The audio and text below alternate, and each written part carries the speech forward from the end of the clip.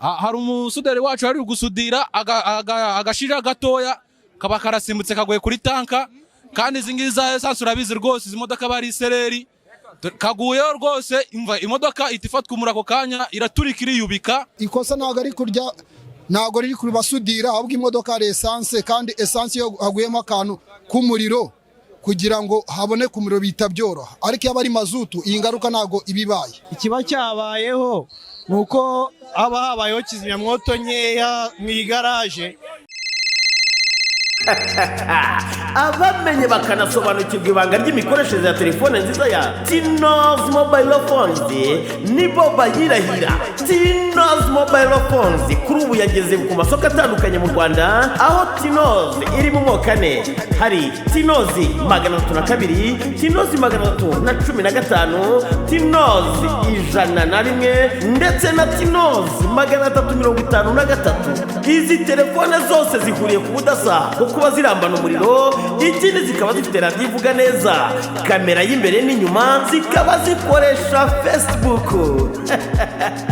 Mvuga iki ndeka iki, Tinoz Mobile Phones kuri ubu urayisanga mu gihugu hose aho usanzwe ugurira telefone. Mu mujyi wa Kigali uragusanga mu Kidendezi, muri gare ya Nyabugogo, i Nyamasheke urayisanga kwa Ndayambaje muri Cyazo Shop, i Musanze kwa GMV Shop, Kayonza ukadusanga kwa Wazir Shop, mu gihe mu karere ka Rubavu uherereye kwa Peter Shop, karere ka Gicumbi ukayisanga kwa Uwimana Shop, mu mujyi wa Gicumbi. Abifuza kuduhagararira mu bice bitandukanye ndetse n'abarangura nyinshi muradusanga ku cyicaro cyacu i Nyabugogo mu nyubako izwi nka Kaizen Hotel.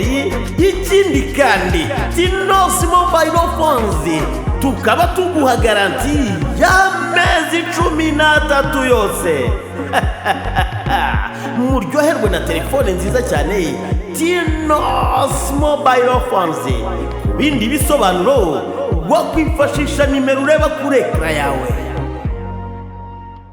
N'inkongi yabaye ku gicamunsi cyo kuri uyu wa kabiri tariki 14 Mata 2026 ibera mu igaraje ryiswe Munezero The Brothers riherereye mu murenge wa Kimisagara mu karere ka Nyarugenge. Iyi taxi yari ifite plaque RAF 825W yari irimo gukorwa ibijyanye no kuyisudira inkongi iziturutse kuri tanka ya essence, nkuko bishimangirwa na bamwe mu bakorera muri iri garaje baganiriye natwe. Urebye nta kosa twamushinza kuko ibintu biba byabaye abantu twese duhari tubireba, gusa ikiba cyabayeho nuko aba habayeho kizimyamwoto nkeya mu igaraje zirenze izo twakabaye tuzana, kuko nizo mu igaraje ducuruza n'ubundi wazizanye nazo barazimya biranga, tuzaniye umucanga biranga. Somo bidusigiye ni ugukora tureba neza ko naho turi gukorera nta byateza impanuka y'umuriro, kandi ikindi tukaba tuzi neza ko hirya no hino tukajya tureba neza ko nta kibazo cyateza umuriro. Uburyo bitangiye iyi nkongi kuva itangiye nta minota 30 ijemo, bari barimo baponsa, abandi basudira, abantu bagorora bacana umuriro, agashira karataruka kagwa kuri tanka, umuriro uratangira urazamuka. Uko kakigwa kuri tanka kuri ya Musanze tumaze kuyegura yahise iturika iriyubika igwisha urubavu. Ikosa ntago ari kurya, ntago riri kuri basudira, ahubwo imodoka ari essence, kandi essence yo haguyemo akantu k'umuriro kugira ngo haboneke umuriro bita byoroha, ariko yaba ari mazutu iyi ngaruka ntago ibibaye. Habayemo ikosa ry'uko imodoka ari essence, kandi n'abantu basudiriraga wenda habamo akantu ari ukuntu karibire zisa nk'izenda gushira hagatangira gusohoka umuriro usa nk'uturika. Habayemo igihe cyuko atamenye ko karibire igiye gushiramo, niyo mpamvu habayemo iryo kosa. Ibyo igaraje rigira ubwishingizi buri hamwe n'abakanishi bose, uko igaraje ntago ryangana gutya nta bwishingizi rifite. Ubwishingizi bwo burahari, nta kibazo pe, nyiri modoka bwo kwishyurwa rishyurwa. Umuntu wacu yari gusudira ariko ntago twamushinja amakosa menshi cyane kuko bikunda kubaho. Iri garaje yacu yita Gunners Congo. Hari umusuderi wacu yari gusudira agashira gatoya kaba karasimbutse kagoye kuri tanka, kandi izi ngizi za essence urabizi rwose izi modoka bari isereri kaguyeho rwose imva imodoka itifatwa muri ako kanya iraturika iriyubika. Goke nitwa mu igaraje banyita Jigo niyo mazina yanjye. Nuko twabwira leta y'u Rwanda ko batwongerera kizimyamwoto mu magaraje bakaduha kizimyamwoto kugira natwe tujye twitabira zihagije. Ego zirahari ariko ntago zihagije, bazongere nicyo twisabira leta y'u Rwanda. Murakoze. Aha bashimira polisi ishami rishinzwe guhosha inkongi ngo batabaye bwangu, kuko iyo batatabara bwangu imodoka zari gufatwa n'inkongi zari kuba nyinshi. Gusa dushimiye polisi y'u Rwanda ko izanye ikabizanye imodoka ikabishimije. Somo bidusigiye ni ugukora tureba neza ko naho turi gukorera nta byateza impanuka y'umuriro, kandi ikindi tukaba tuzi neza ko hirya no hino tukajya tureba neza ko nta kibazo cyateza umuriro. Icyo navuga ku bigendanye na polisi itabariye kujya wenda nubwo haciyemo akanya gato, ariko ako kanya gato ni nkuko ahura na jam urimo kuza, wenda nubwo isabagere igihe cyari gikwiriye, uko iyo batahagera imodoka ntabwo ibizimye. Rwose murakoze kudutabarira igihe nka polisi y'u Rwanda, turabashimira rwose kuva muhageze mukamujimija rwose inkongi y'umuriro. Hara ntabwo twakirwa tukomentinga cyane, ahubwo ni moteri yo nzima rwose nisigaye. Iri garage Munezero The Brothers nawe ashimangira ko nubwo ari ibyago byabagwiriye ariko bafite ubwishingizi bw'inkongi, nyiri iyi modoka adashobora kugenda ahetse amaboko. Imodoka yasudirwaga irafatwa n'umuriro, imodoka we ni ukumwihanganisha nyine, risanzwe rifite ubwishingizi. Hagiye gukorwa iki mu rwego rwo kugira ngo hirindwe ko hashobora kuzaba ikindi kibazo nk'iki? Urumva n'ubundi uko dusanzwe dukora ntabwo twishimye cy'inkongi zaza. Icyo dukora n'ubundi ni ukuzirinda, ni ukugura amakizimyamwoto menshi ko n'ubundi ntara ahari yagerageje ariko biranga. Umuvugizi wa polisi mu mujyi wa Kigali CIP Werarisi Gahonzire ku murongo wa telefone yashimangiye iby'aya makuru, ndetse anavuga ko polisi yabashije kuyizimya bwangu, ariko iyi nkongi ikaba yaturutse ku burangare bw'uwari urimo gusudira iyi modoka. Murakoze cyane, makuru twayamenye. Polisi ishami rishinzwe kurwanya inkongi ndetse n'ubutabazi ryahawe amakuru ko mu karere ka Nyarugenge mu karere ka Nyarugenge mu murenge wa Kimisagara, mu kagari ka Kimisagara, mu mudugudu wa Kabeza, mu masaha ya saa 8 inkongi y'umuriro yafashe imodoka yari mu igaraje yitwa The Brothers, rikaba ari ry'umugabo witwa Munezero Olivier. Ni imodoka rero yahiye bwo bari bayisudira, kugira ngo iby'imodoka babizi bari basudira hafi ya tank, ariko bakora amakosa yuko batari bavanyeho umuriro, ndavuga batiri, bituma rero ibishashi bikora kuri tanka ya essence, bityo imodoka irangiye irashya. Polisi rero ndetse n'abaturage bari bahari bagerageje kuyizimya itarangirika yose. N'ubuhe butumwa mugenera abafite ibikorwa nk'ibi by'amagaraje mu rwego rwo kwirinda inkongi nk'izi? Icya mbere ni uko bagomba kwirinda ikintu cyose cyatera inkongi, cyane cyane inkongi zishobora guturuka mu bikorwa by'ubukanishi nk'ibyo bakoraga byo gusudira, kujya baba maso bakirinda ikintu cyose cyateza inkongi. Nk'aba biraturuka ku kuba basudiraga iruhande rwa essence kandi batayikuyemo, ndetse n'imodoka itavanyweho batiri kugira ngo itashyira umuriro udakomeza gukora kandi bari bakora ibikorwa byo gusudira. Ni ukuba maso rero no kwirinda ikintu cyose cyateza inkongi. Murakoze, reka tubashimire. Murakoze. Aha ni nahabonera kugira inama abafite amagaraje kuba bashaka ibikoresho by'ubwirinzi bihagije mu rwego rwo kwirinda impanuka nk'izi zikunze kuba ba nyiri imodoka rimwe na rimwe bakabihomberamo, kuko ngo amagaraje amwe namwe usanga ubwishingizi ari ntabwo. BTN TV mu murenge wa Kimisagara mu karere ka Nyarugenge mu mujyi wa Kigali, Ndindahiro Valence Papi. Yes, cheers. Nawe reka mubwire ngo cheers. Nguyu umunsi udasobanya mu guhuza abashaka gusabana bya nyabyo. Usibye kuba cheers ari strong beer, ikaba ifite ubudasa bwo kuba ifite icyanga kidahusha icyaka, ikindi gitera hangover.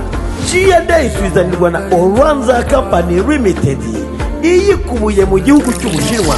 ukaba uyisanga aho usanzwe ugurira icyo kunywa hose mu gihugu, yaba mu tubari, mu mahoteli, mu maresitora, mu masupamaketi atandukanye.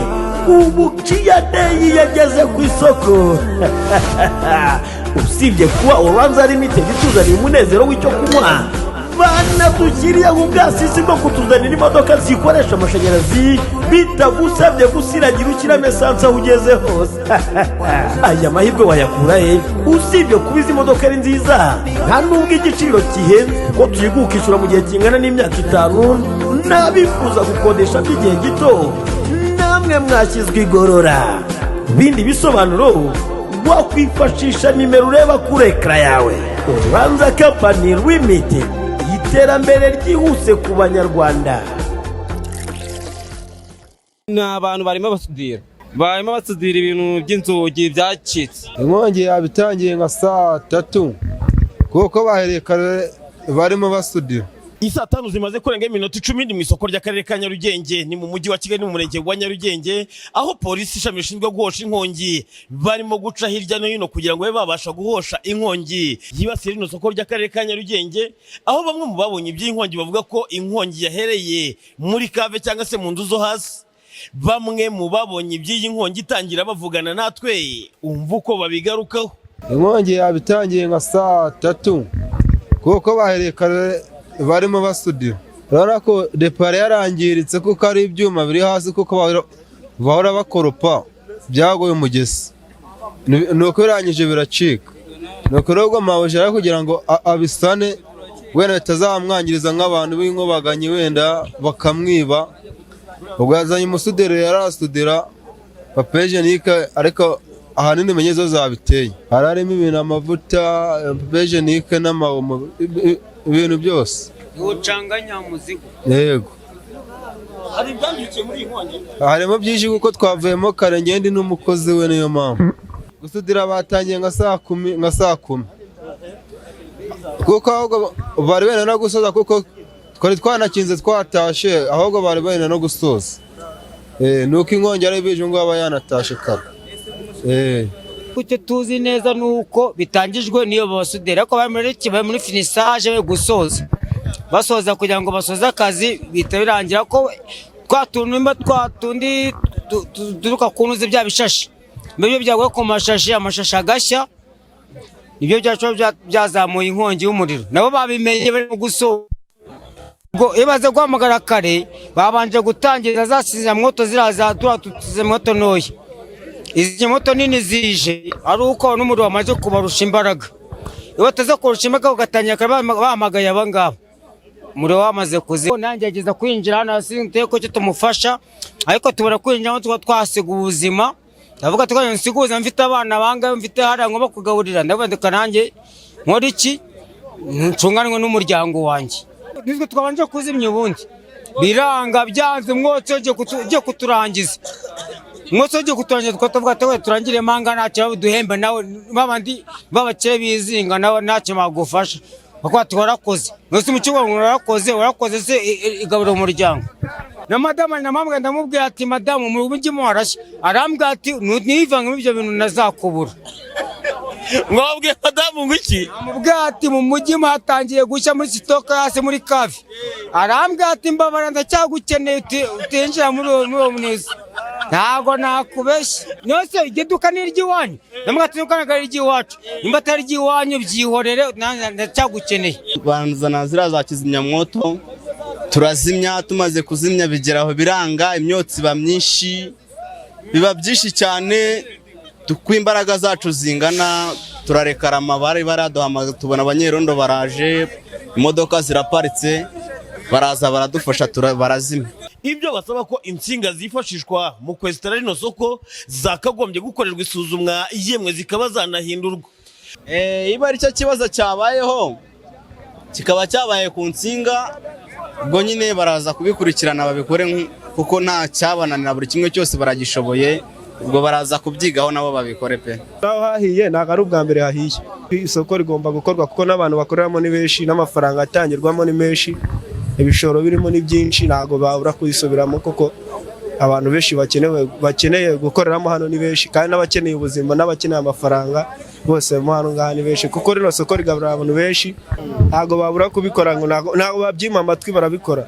Ese hari ibicuruzwa byari biri muri depo mwabashije kuramura byibura? Nta kintu bakuyemo na kimwe, kereka niba babikuyemo aka kanya ko nta kindi kintu bakuyemo. Umuvugizi wa polisi mu mujyi wa Kigali CIP Weraris Gahonzire yemeje iby'iyi nkongi ndetse anashimangira ko iyi nkongi yatewe n'abasudiraga. Ni inkongi yabaye mu masaha ya 3 z'ijoro mu ijoro ryakeye tariki ya 13, ikaba rero yabaye mu karere ka Nyarugenge, mu murenge wa Nyarugenge mu kagari ka Kiyovu, umudugudu w'Inyarurembo, hari aho bateye isoko rizwi nka Nyarugenge City Market.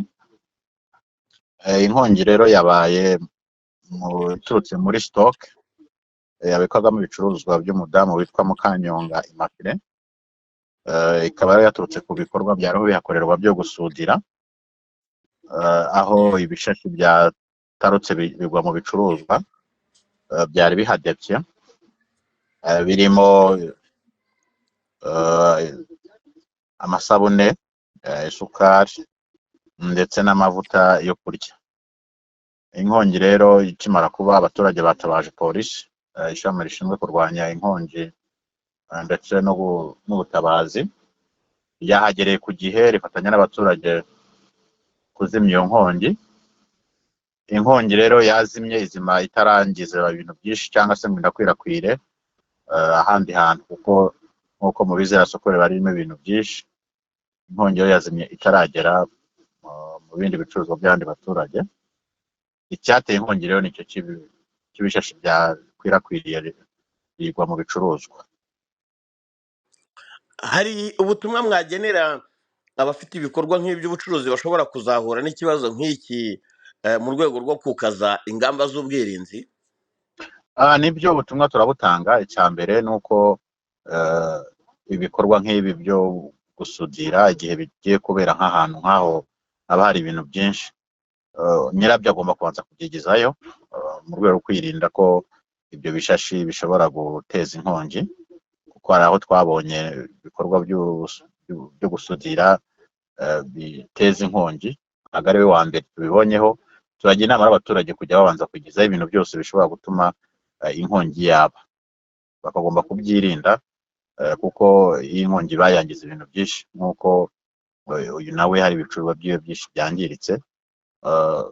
Kwirinda rero ikintu cyose cyateza inkongi, cyane cyane ibyo byo gusudira, amashanyarazi, kwirinda gucomekaho ibintu byinshi ku mashanyarazi birenze ubushobozi bw'amashanyarazi, kwirinda kurara bacometse ibicuruzwa nk'ibyo twagiye tubona by'amafirigo, usanga abantu barara bacometse amafirigo cyangwa n'ibindi. Ibyo byose biri mu bintu biteza inkongi, abaturage bagomba kubyirinda kuko inkongi irangiza. Ikindi cya kabiri nuko dukangurira n'abacuruzi kujya bagira ubwishingizi bw'ibicuruzwa byabo. Mu by'ukuri nk'aha isoko ririshingiye, rifite ubwishingizi isoko, ariko ugasanga ibicuruzwa by'umuntu ku giti cye ntabwo bifite ubwishingizi. Turakangurira abaturage kujya bagira n'ubwishingizi, ariko igikomeye kirimo no kwirinda ikintu cyose cyateza inkongi. Tukiri ku bijyanye n'ubwishingizi, uyu mucuruzi Immaculée nta bwishingizi bw'inkongi yari afite? Ibicuruzwa bye ntabwo byari bifite ubwishingizi. Icyari gifite ubwishingizi ni igifite ubwishingizi nk'uko twese tubizi ni isoko. Isoko ryo rifite ubwishingizi, ariko ibicuruzwa by'uriya mudamu ntabwo bifite ubwishingizi. Ubwo twakubukaga habereye iyi nkongi, byatikiye muri iyi nkongi bikaba bitari byamenyekana. BTN TV mu isoko ry'akarere ka Nyarugenge ryibasiwe n'inkongi mu buryo butunguranye. Ndindahiro Valence Papi. Wabuze umuntu uvuga ko yabuze icyo gukora cyangwa uri umwe muri abo?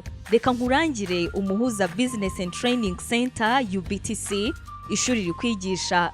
Mu byo bakwigisha harimo patisserie ndetse na boulangerie, bakakwigisha gukora amasabune n'amavuta, bakwigisha kandi multimedia harimo journalisme, gukamera ndetse no kweditinga hamwe no gukora filme.